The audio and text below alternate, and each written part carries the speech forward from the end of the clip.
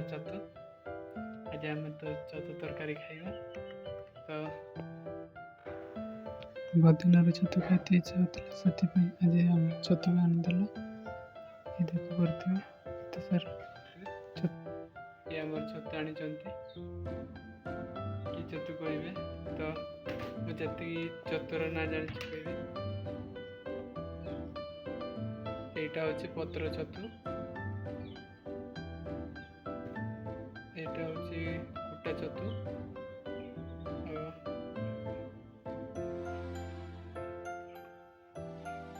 ଏଇଟା କି ଛତୁ କୁହନ୍ତି ମୁଁ ବି ଜାଣିନି। ବଡ଼ ଛତୁ ନା କି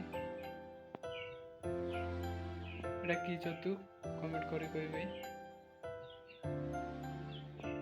ଏତେ ସାରା ଛତୁ ଆମର ଆଜି ତରକାରୀ ହବ, ବହୁତ ଖୁସି ଲାଗୁଛି। ଆପଣମାନେ